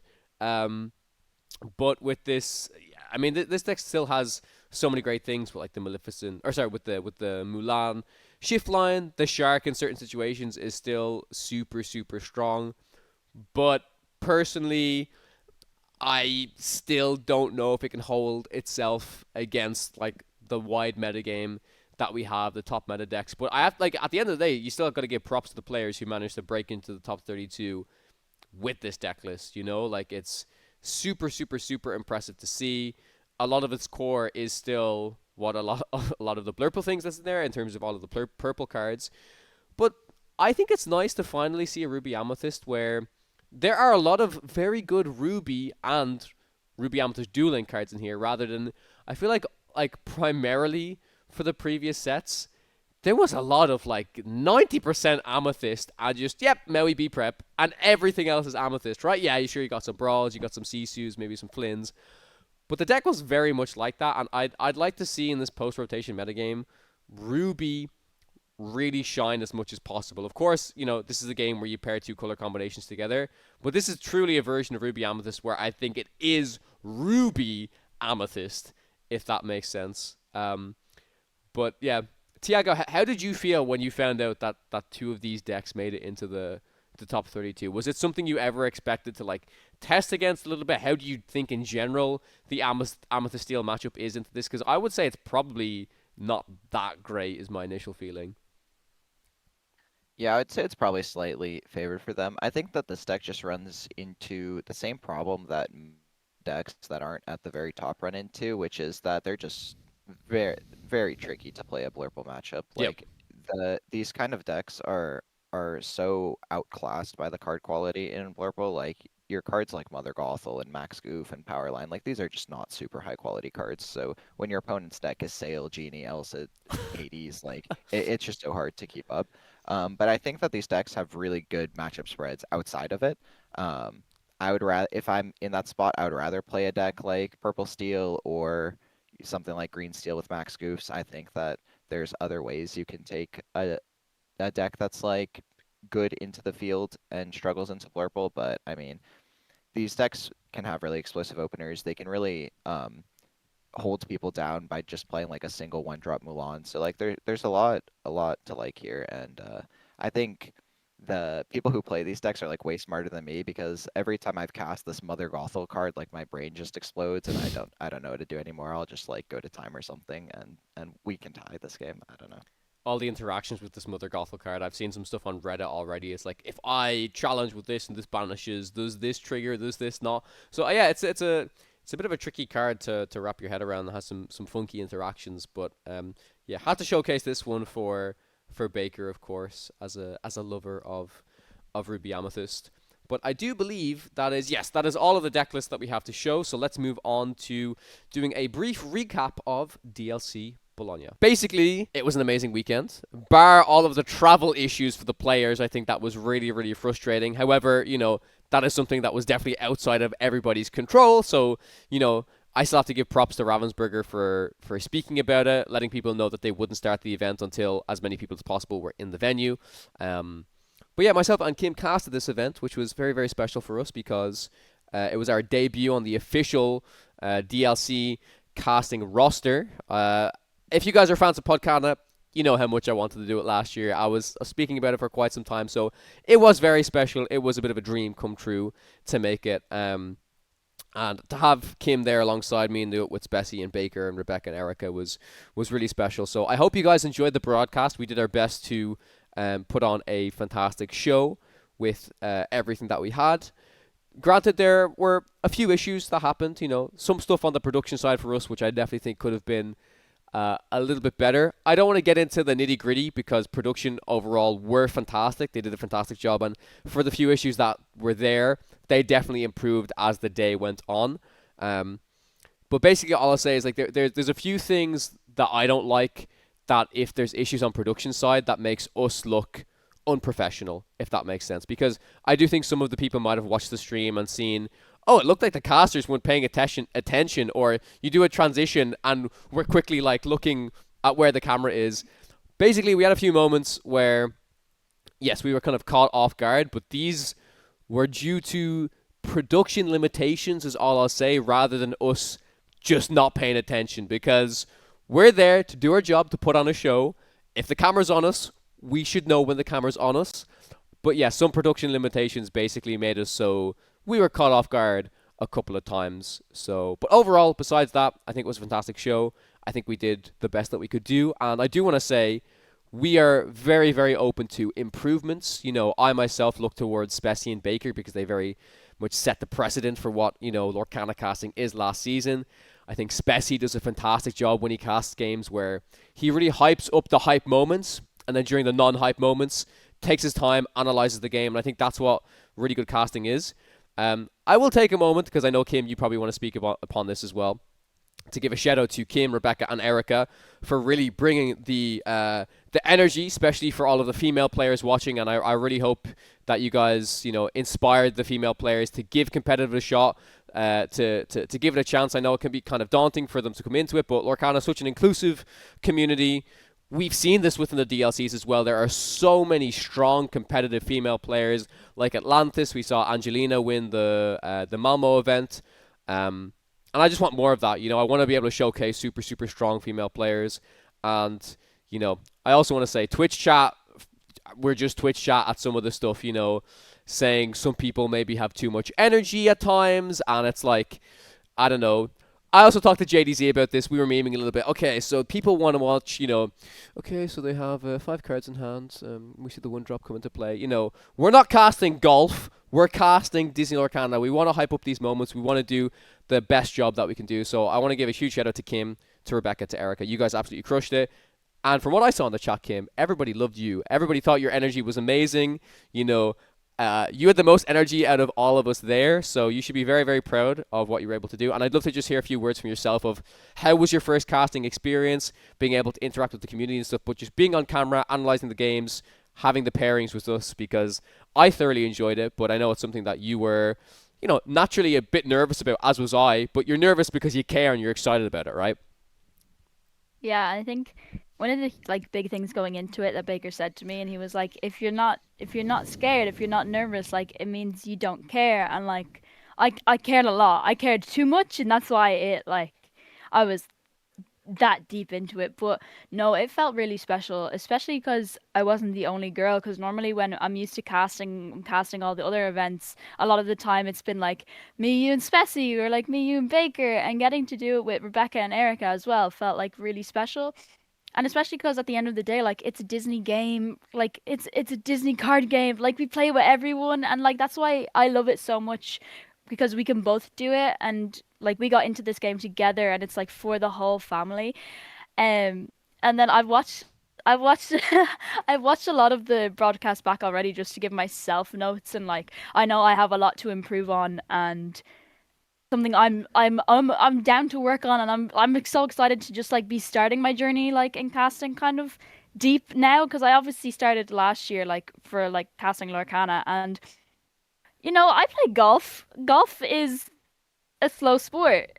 This is not, it's not a slow sport. So no, I'm not going to apologize for my energy, because I think that's one of the things that I have to talk about, is that that's just me. And I think It is just Kim. when chat realizes that, they just have to realize that's just me. Yes, I'm the kid at the candy store, but it's Disney. I have to be the kid in the candy store. I can't not talk about it. I can't not be excited when someone is going to sing a second side of the right with a Monstro and a Tipo. You have to be excited. That's like something crazy. But no, it was it was huge, because obviously all of season 1 I played competitively. Like, I'm a competitive Lorcana player first and foremost. Getting to do it from this side, and hopefully we get to do another one and it will be amazing, but getting to share the start of like season 2 of Disney Lorcana with the community from the casting side and not the player side was like huge to me. And it was like it still feels like I was dreaming. It doesn't feel like it was real, and it's something that like I will continue to work on my casting, and I will continue to grow, and like hopefully from here like I can only get better. But yeah, it was amazing. I think that's the Yeah, the, I just the only wanna thing you can do. Yeah, go ahead, Jordan. Go ahead. I wa- Oh, I just want to Thiago, throw sorry. in that Yep. I think it really showed that you had been your competitive experience, because I only got around to starting to watch the games over the last couple days, but then I'm watching the game and the Amber Steel players casting a Strength of Raging Fire and challenging their character into their blue-green opponent's character, and that your casting partner is oh, this is usually where the aggro deck kind of falters because they're having to challenge, and then you're nope, the only thing that matters here is keeping them off their singers. It's the only thing, and so I think as from the player's perspective, it's that's what you want the casters to it's the most important thing that's going on in the game is both players playing this mini game of keeping the player off Under the Sea or keeping the player off Second Star to the right. And so they're making all these weird decisions, but they're both playing around the same axis. So when the caster has the competitive knowledge into what the players are trying to do, it explains to everybody watching what is going on and why these weird decisions are being made. So I think it really showed, and I mean you just completely killed it. Awesome. Yeah. Thank you. I think that's something that I really wanted to get across as well, that no, I'm not just a girl that likes Disney. Like I actually play the game. I love the competitive scene in this game, and that's why I've continued to play the game, because I like our competitive community is so special, and not even just because it's a lot of people playing cards. No, we're a family and we all play cards, but okay, if you lose, yeah, you're gonna be sad, but like the sportsmanship we saw this weekend against between players, like even when they won and lost, it's so special, and something that I try to get across, particularly a lot of my content, is that like you can be the competitive, especially for females, because it's so daunting coming into like just it's scary the space. But something to get across is that you can go into a big tournament if it's your first tournament. I've talked to a lot of people that this was their first tournament, and you can be the fun casual player and you can be the competitive player. You can do both, and you can just have fun. Yeah. No, I think it's super special, and I think in general even the competitive side of this community for the most part is still extremely welcoming. There's not much toxicity in there, which I think is really great. People can accept to lose. I've said this many times. I can go to a competitive event, play my hardest, have a great time. Maybe it's not my day, but anytime I go to a Lorcana event, I always just have a blast. Regardless of my performance, and I will always review, I will try to get better. But there's never been an event where I feel oh, this whole event was terrible and toxic and da da da. Because you're just surrounded by such awesome people the whole time, right? That's what's so special about the community. So I just have to echo Kim. We still take on the feedback. We will work on it for casting. But it was still an absolute pleasure to for me to cast the finals as well was really, really cool. I watched it back, and by the end of it, my voice was literally cracking, which I was kind of embarrassed about, but it also just showed I was human. It was a long day, we were building up those hype moments. So yeah, thank you so much to all of your support for us in the booth. But I do want to take this opportunity to pass it over to Jordan and Thiago as players for this event, because it was not perfect. We know this. I'm going to start off before talking specifically about the player experience, because this is a little bit more related to the stream as well. We did have some double inking issues on stream, which yes, that should just be caught out way sooner than it was. It's disappointing to see. I've said this to some players already during the weekend. I think there should be a rule within this game, because there's a very simple rule that you could make in this game that can hopefully tackle this problem. Is that so far within Disney Lorcana, you have to show the card that you inked your opponent, and then you can put it face down. I think that card should remain face up until the end of the turn, because if you're not playing anything besides Sapphire, where you could do Sail the Azurite Sea, if your opponent has 2 face up cards in their inkwell at the end of the turn, something's gone wrong. Judge has to be called. It's very, very clear. We saw the example, and again, this is only from the clip I've watched back of the Purple Steel player, where this could be either his intention or this could be a mistake, where if you even ink the card and it's still face up, it has to be very clear. I believe that when the cards were exerted, one of these inked cards was kind of slid in a stack underneath the other ink, so that when you look back and it's like, oh, I'll just ink and I'll play a dock, or I'll ink and I'll do this. Again, I'm not speaking about whether it was intentional or non-intentional, but I just think it should be very, very clear that the ink should be sorted in a way, and by the end of the turn, if a card's been inked, it needs to remain face up, and at the end of the turn, it can be put down. I think that just resolves a lot of this like double inking issue. But regardless, I do still think that, you know, judges should be on it. Can't echo enough that we need the whole judge program. But from player side, how do you guys feel about that? I guess first of all, and then we can get into like experience with the event, RPH. I know there's many issues, but I'll start with you, Jordan. Like, how do you react when you see that? Because everyone in chat as well is like, double ink, it's on stream. How are they not catching this? You know? I mean, yeah. I mean, for me, like, I think like, what's the nicest way to say this? I guess, I think for me though, like, you're on stream. There's a judge sat there watching. It should be caught, right? Should it not? Like, obviously, it's on the players and it's on the onus of both players to see it. Even if it's just to protect these players themselves from, like, Twitch chat and, like, the amount of, like, furious, like, DMs that happen after that. Like, as soon as, like, this player's then, like, cheated on stream. Like, now, okay, yes, it is cheating. Like, within the rules, you've done something that is illegal. You have cheated, right? But, like, a lot of it, I assume, like, some people might not be used to being on stream. Some people might never have been in the high-pressure situation of a top court or, like, a high Swiss rounds. And it might just get over you and you're just like, oh yeah, ink, I need to play this to save myself, right? Like, this is the card I need to play. Like, I'll ink and I'll play it, right? And, like, you might have just taken an amount of time in the turn that you've just forgotten that you've inked, right? And for me, like, there's a very reversible game state where, like, a judge should have caught that, oh, you have inked twice now. Take that ink back. Yes, you've leaked, like, you've leaked game knowledge, but, like, it's a reversible game state, right? And then it should be a warning or whatever, right? Or whatever penalty is, like, meant to come with that. Yeah. But yeah. Thiago, thoughts? Mm-hmm. Well, the way they have it set up is you sit across from your opponent if you're the camera match, Mhm. and then you have a judge next to you. Mhm. But this is not actually a judge. He is wearing a judge uniform, but they specifically say, "I am not the judge. Do not ask judge questions to me." He is just a robot that pushes buttons into the iPad to report the score. So he's sitting there. We So both it's a have headphones in. scorekeeper, right? Yeah. Yeah, us and our opponent, and then the scorekeeper is sitting there in a judge uniform with the microphone in his headset taped closed. And so the judge is actually somebody sitting off camera.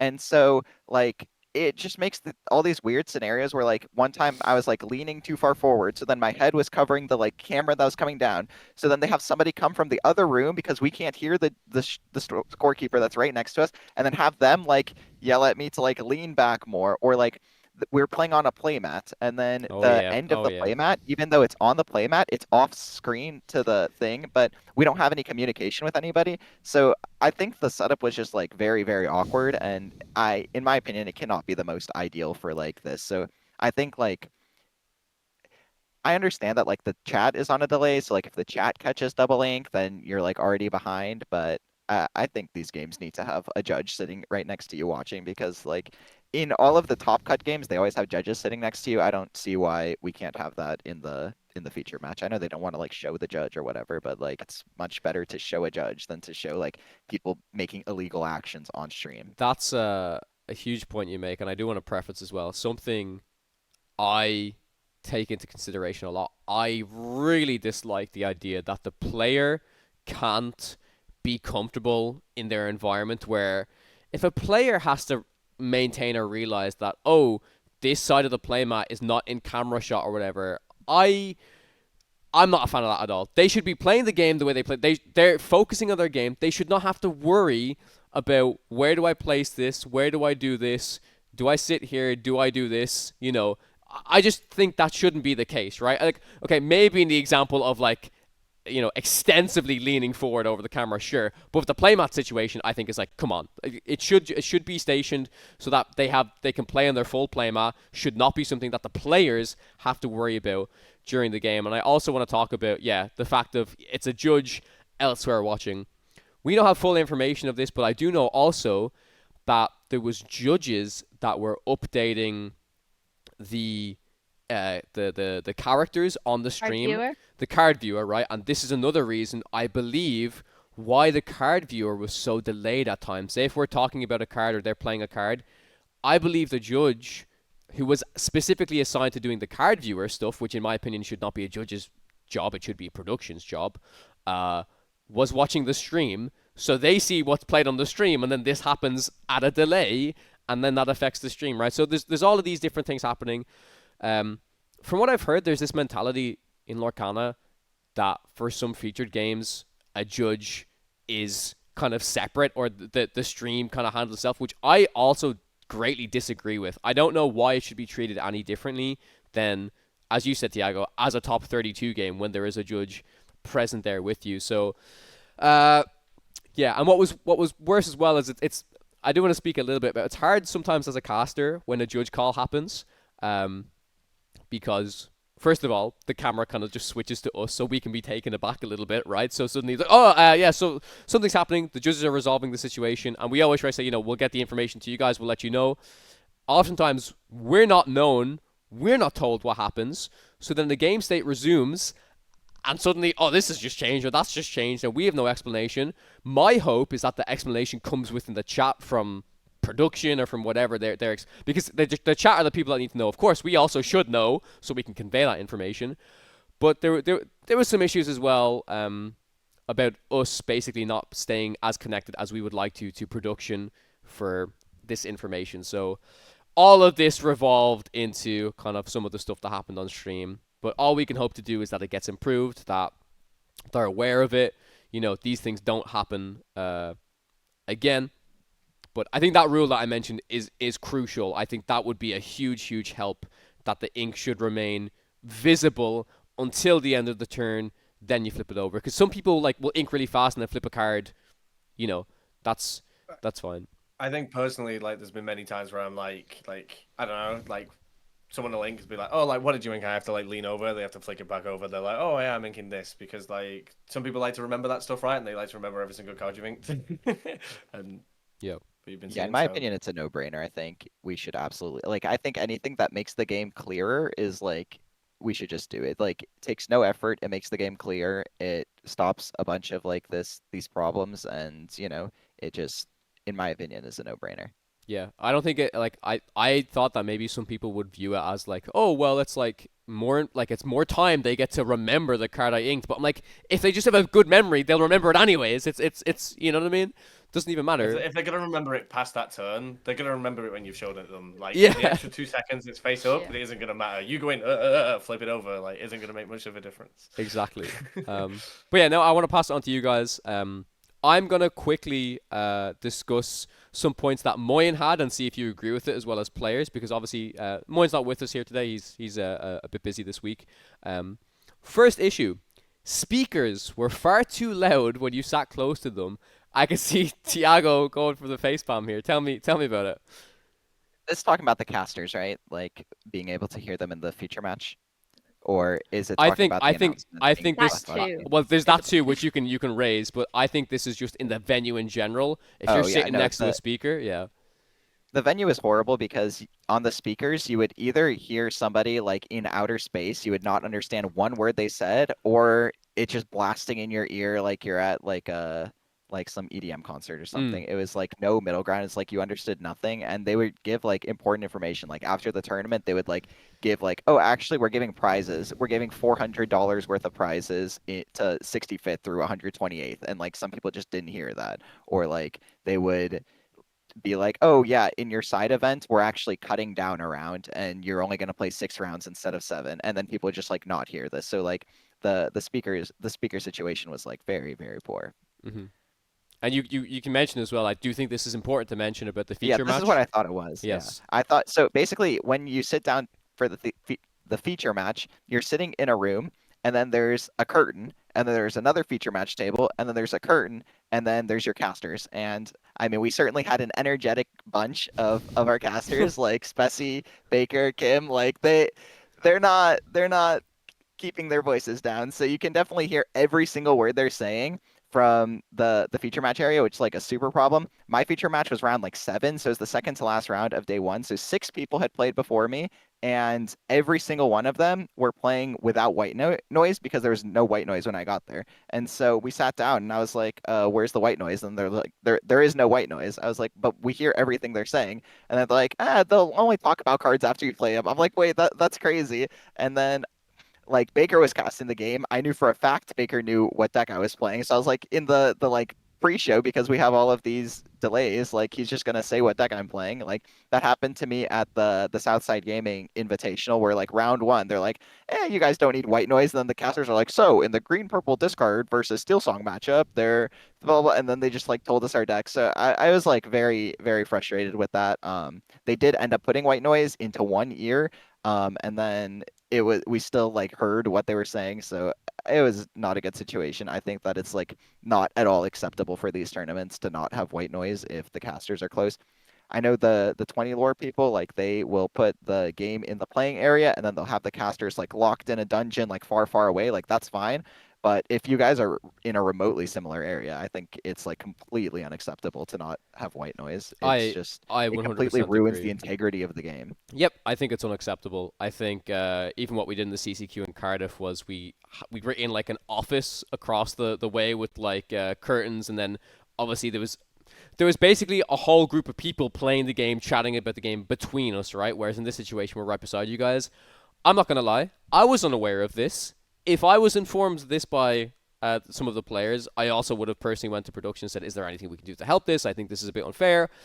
And also, it's not fair on the players at all. It's like they would then be very much inclined to say, well, I don't want to do that because all of my opponent's going to have a huge advantage. I guess it's they both players will have a disadvantage depending on what they're talking about. But what I think is important to take away from that is what I wouldn't want to be the case is that we should still have to cast quietly, because while that would be fair, I think we have to do our job, put on a good broadcast.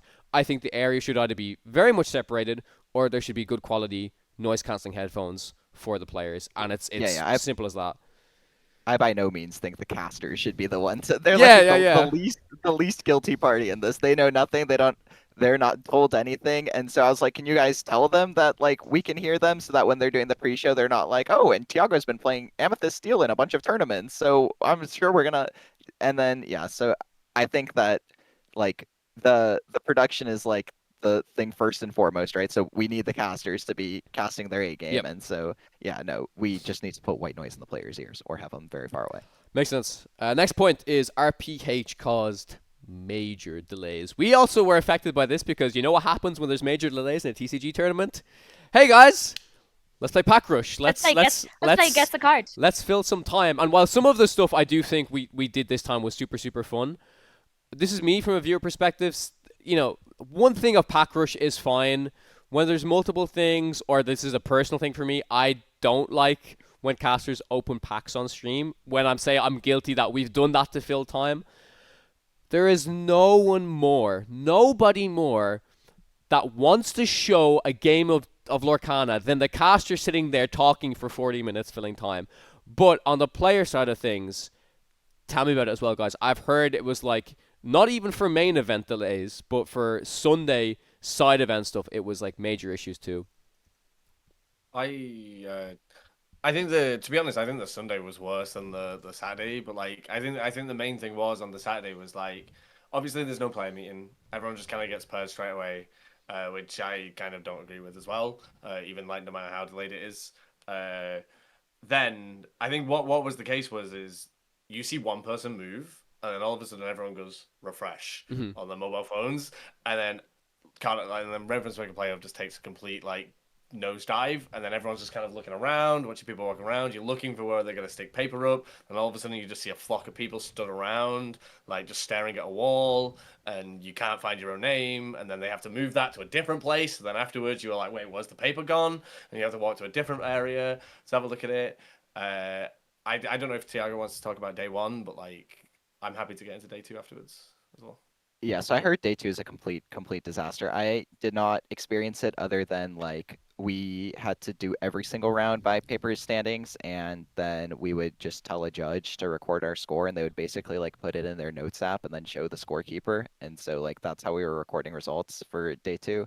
Um, to be completely honest, it was just by far the best Ravensburger Play Hub tournament I've played. Like in the other ones that I've played that have used it, it's just been like completely like things that have never ever occurred in card games in 30 years where like they're having everybody play around and then erasing around after everybody has played it, which is like the whole reason why we play these tournaments is to like play the games and then have the results like speak for themselves, and then like to go back and erase a result is just like it's so unacceptable.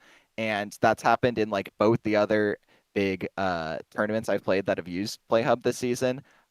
It's just completely not okay. And so this one just being like 4 hours delayed was like was just nothing to me. Like I was completely chilling. All of the other ones also had 4, 6, 7 hour delays. So I mean, it was honestly the best Ravensburger Play Hub tournament I played. So for me, That's like a saying delay, I don't something. mind.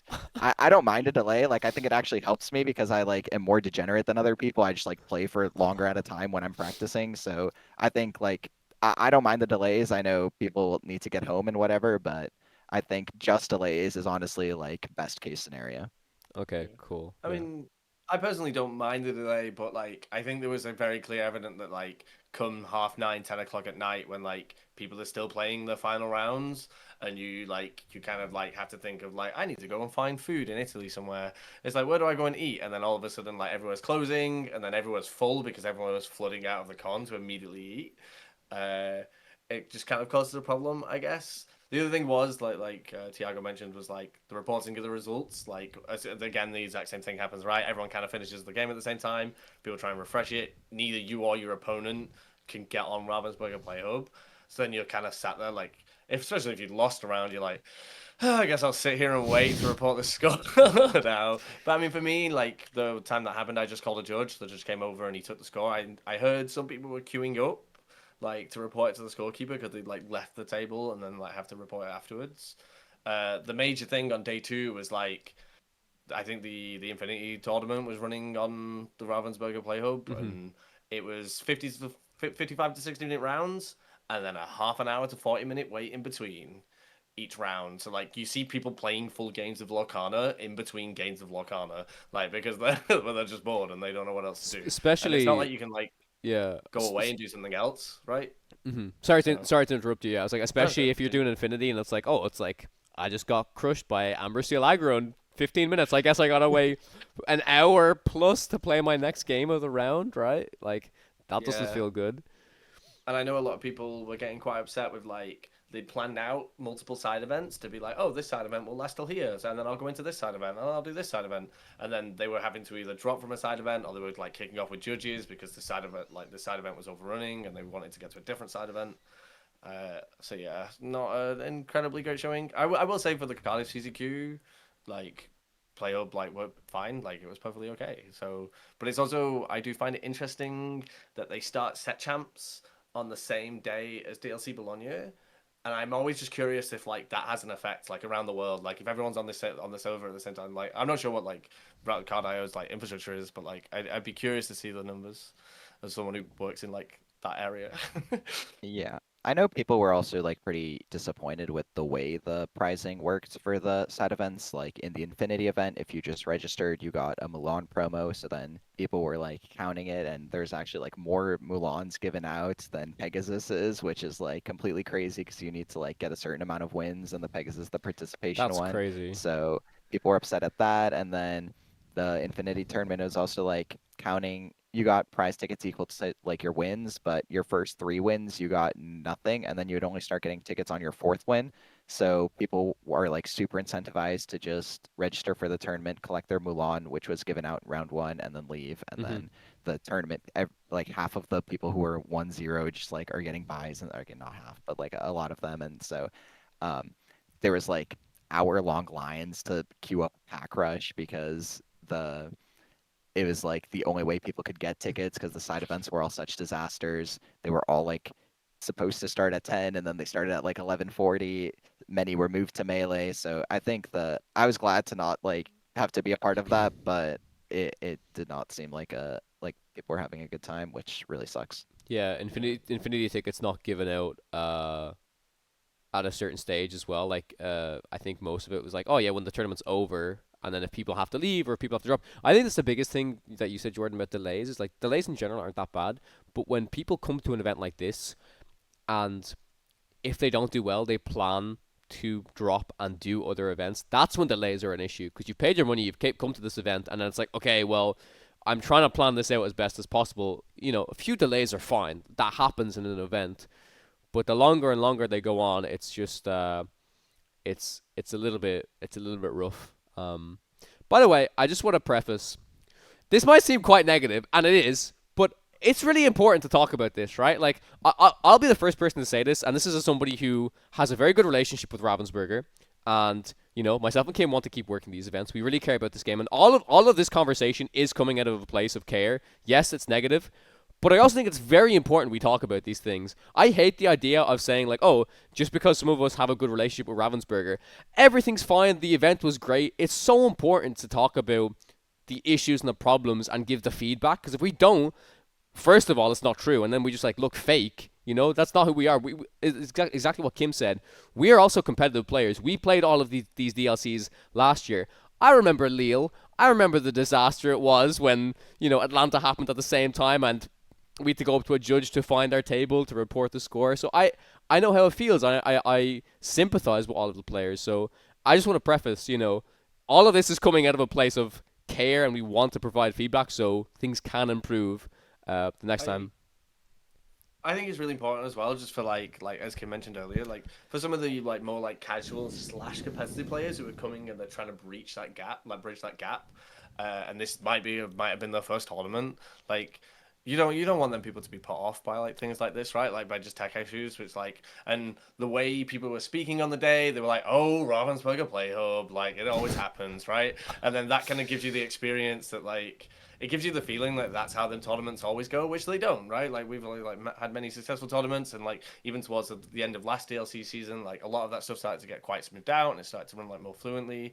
And like I want to, I guess, iterate what you guys said earlier, which is like in that moment, I think like the Lorcana community like starts to like do really well, and like that's when you start to like still have a good time, right? Like I did poorly in both times. I did poorly at Bologna, and like the Ravensburger stuff happened, but like I still had an amazing weekend, right? So, yeah, just shout out to the community, I guess. Yeah, and I think a lot of these things are like very, very fixable. Like it doesn't take that much to just like slightly restructure the prize so that it's more like equitable for everybody who's playing and have like different goals with like the prize wall. And I think like the delay stuff will get figured out when people, you know, they're trying to fix the play hub and they're doing their best, right? And so they'll have a lot of information to go off of in Milwaukee, and it will clearly get better, right? Like they're working around the clock to make sure it does. So definitely, yeah. For prizes as well, there's one thing I was wondering about where, for example, the winner got like the uncut sheet and stuff like that. I've always thought about this because I've seen uncut sheets be prizes in other games. It's very important to have the uncut sheets present at the event and show them off for like the stream and on the prize wall and stuff. But they're very difficult to get home. But I think this like that's such a tough balance because a lot of the time it would be hard to offer this kind of service. It's one of the two in my opinion. It's kind of like you have them present at the event, people can give their tickets, claim it. Unfortunately, they have to deal with the hassle of getting it home. Or company says, give us these tickets, we'll ship you your uncut sheet. And maybe people would prefer that because then it's delivered and but it's not part of the show then. Like it's in a sense it's like imagine we're there in like the awards ceremony. Look at all of these. We'll tell you about all these amazing prizes these people won. You won't see all of them. We're shipping it to them. But it's a balance, right? For some prizes, I think like if it's for me and I had the option, I'd probably want the uncut sheet shipped to me. But then on the broadcast side of things, it's not the same at all. Like to be able to hand this massive sheet to somebody on camera is so cool, right? And I think the community sees that as cool as well. But then after that, I'd be like, I don't want to roll this up. I need a frame. How do I bring this home? You know, all of this type of stuff. So I'm yeah. There's funny things when it comes to that as well. But overall, you know, as Thiago said, it can only get better. It can only get better. And I'm excited to go over to Milwaukee with Kim and meet more of the NA community. Link up with Thiago again. Jordan, will you be attending this time to America? No. I could not attend Milwaukee. I got offered a ticket from a friend who was like, I can get hold of tickets. Well, they were like, oh, there's some tickets available. And I was like, and they were like, there's a room on our plane and there's a room in our B&B. And I was like, I'm going to look after the dog. My girlfriend's already planned to like go away that weekend because I've been away at Cardiff. I've been away at Bologna. So I was like, yeah, okay, I'll do my duty now. I'll be a dad to my dog. So I'm going to have a lovely time running around frolicking in fields while I watch you all on stream. Richmond, however, I'm going for you. Right, Thiago. Awesome. Let's go. Let's do both. Jordan's I'll do playing. both. I'll try. Jordan's playing 4. Stop chaos in this track, saying, "Where's Thiago? I want to face him." I'm gonna have 6 slips. I'm gonna have 2 up each sleeve. You know, don't worry about it. As long as the judge deck checks me and doesn't check my sleeves, we're okay. Where did the 5th stop chaos in his tracks come from? Yeah. He's gonna play Max Goof just so he can try cycle stuff. Yeah. Oh no. Yeah. Yeah, he's smart. He's gonna save a Tipo so that when he gets the 5th stop chaos, he can hide it into his inkwell without showing it. Like he has so many months to workshop the strategy. I'll link it face up, Thiago, and flip it straight down so you never realize. That's my strategy, all right? That's your first Do a move. turn. Do a move Fossa and just bring it back from the inkwell. Yeah. Oh, yeah. God, And no. then you'll never Oh, know. You no. won't be able to keep track of all the stop chaos. I and won't. stuff. I won't. I promise I won't. Yeah.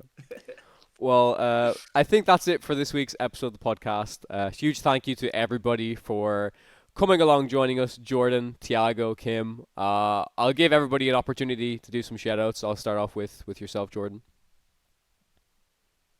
I don't do this normally. Yeah, I mean, you can follow me at like OLJD413 on X, I guess, Twitter, whatever you want to call it. And maybe catch me in more places soon. We'll see. First time. Thiago? Yep. Easy. Thiago XS23 on Twitter, Thiago Santana on Metafy. If you want to learn how to play Purple Steel before Set Champs or DLC Milwaukee, check out my Metafy. Awesome. And Kim? Hi, I'm Kim. Or Kimberly Ann on pretty much everything. Cool. Yeah, I'm looking forward to Milwaukee. I'm conflicted now. I don't know what to play, but there's still time. Kim's been messaging me these past few days saying, Purple Steel, it seems so good. And I'm like, I mean... And then I was testing yesterday and I said, do you know what? I just Daisy Duck and fired the cannons in and I bet it. GG's. So... Yeah, We'll see. We'll see what happens. A couple of weeks until Milwaukee, but yeah, thank you guys so much for watching this week's episode of the podcast. The number one thing you can do if you enjoyed it is leave us a review over on Apple Podcasts, Spotify, your local podcast platform. There's a video version available over on youtube.com/@podcana podcast. Hit the subscribe while you're there. Twitters are @Kawatech_CG, @KimberlyAnn_D, @OL_JD413, @Thiago XS23. Thank you guys so much for watching. I'll catch you in the next one.